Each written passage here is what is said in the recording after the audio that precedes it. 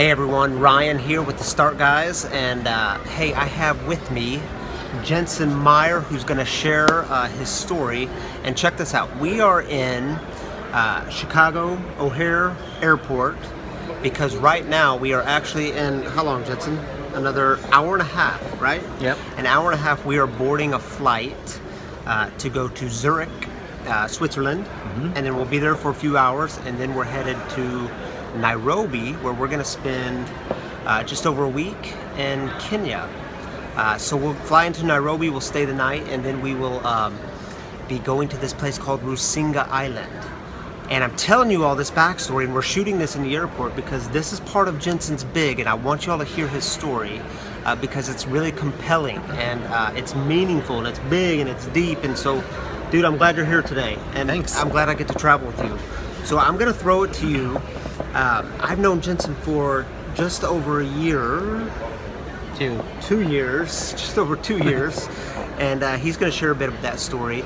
But Jensen, tell us, kind of give us the backstory of, this is your first time traveling to Africa. We're going with Project Humanity. I've been with Project Humanity now. This is my third year. But I want them to hear, why are you going to Africa? Why is this your big?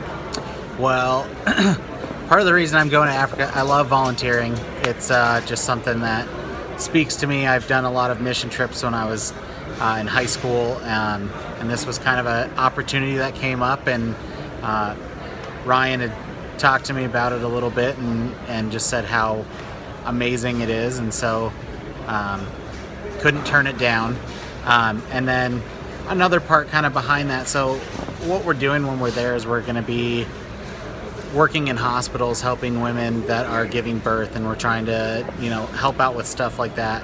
And part of my story is... and let me interrupt for just a moment. So there's a few things we'll be doing. That's one of them in the clinics. With the Helping Babies Breathe program, we're establishing libraries. We have 32,000 books that have been sent over for libraries. So establishing 32 libraries in rural Kenya. We're launching our Y groups there, our Y book. Jensen is excited for the clinic part, and I want them to hear that piece of your story. Go ahead. Sorry to interrupt. No, you're good. So part of the deal with the clinic, sorry, it's loud there. Yeah, we're in an airport. Yeah, real life here. But part of the reason that this part really drew me in is 2 years ago, my wife and I lost our daughter. She was born early and didn't make it, and so we know what it feels like to go through the loss of a child, and it's the hardest thing you're ever going to go through. And so we want to go and help out in hospitals and in these clinics to help these women not have to go through the pain that we've gone through. And so really my big inspiration is just to go so that I can try to better their lives and not have them have to go through the experiences that I have. And I don't know how it's going to be. I don't know what to expect. I mean, when I picture a clinic, I picture a hospital that, we have the beds and we have all this technology TVs, and everything, TVs cable in there. Yeah. And I've seen a couple pictures of what they have in Africa, and it's more of a concrete box is essentially what it is. And some of the stories I've heard are the tables have a broomstick as a leg, and so I'm not really sure what to expect. I'm a little nervous with that, and I'm not a doctor, so helping deliver babies is going to be an interesting thing as well. But I want you all to hear this piece in his story, because so many of us, we've experienced deep pain in our lives, or things went awry somewhere, and the question always becomes, what are you going to do with that pain that you've experienced? So when you hit that negative turn, when everything goes south on you, and when your heart is just breaking into a million pieces, what do you do with that pain? And as you all know, lots of people just stay there. They stay in that, and they never do anything with it, other than to stay in that place. And so, what I love about Jensen's story, and Cassie, his wife, she's off getting coffee somewhere. But what I love about their stories, they're taking this pain that they've experienced, and it was just 2 years ago, right? Year and a half. Year and a half. Yep. So they're taking this pain that they've experienced, and they're saying, hey, we want to take this and find a way to bring meaning to it, find a way to redeem it, find a way to give back in the world. Well, and another big part of that, and why this has been something that we actually decided to do, is, going through. I've worked with Ryan on the Y group, and gone through a couple of those classes with, or not a class, but a group. A group, yeah. Tell them about it, because your life was impacted by it. It was one of the most impactful things I've ever gone through. It's something that I figured out what makes me run, what makes me me, and that's helped me say yes to things that I want to say yes to, and say no to things that I want to say no to. And that's the hardest part, is saying the no, because a lot of people don't want to say no. They don't want to let people down, and that's me to a T. I don't want to let people down, but I need to know when to say no to things, and so I've learned when to say no, and that's helped me a lot too. And I think this is true for you. It's certainly true for me. When we find our why, when we get really clear about what our lives are about and who we are in the world, we end up saying no to a lot more things. Yeah. Because what happens is, when you find your why, it serves as your filter. It serves as your vision. So you end up saying yes to the things that help you get to where you want to go, or yes to the things of who you really are. Yeah. And you start filtering out all the other crap. You start actually saying no to a lot more things, because it's not who you're called to be. It's not your path. It takes away from the things that you could be doing better at, or could be helping in. So that's just been... So you can say no with power, like you're convinced, no, this isn't the thing for me. But when you say yes, you're taking big steps. So Jensen, share with us, and just briefly, some of the fears. I know you talked a little bit about the clinics, and you don't really know what to expect, but some of the fears and anxieties of even saying yes to coming to Africa. Well, I guess one of the biggest fears is, delivering the babies, and it's like, I don't know anything about that, and so it's going to be kind of a new experience for me. It's going to be something really interesting, and I think one of my biggest fears is if we lose a child that's there.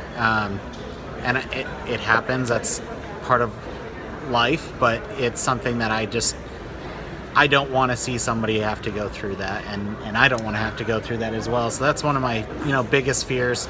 Part of the reason that I wanted to do this as well is, we want to do something to help carry on our daughter's legacy, and we've talked a little bit about trying to help out in some of the clinics, getting them started, financially or just supplies or whatever, and I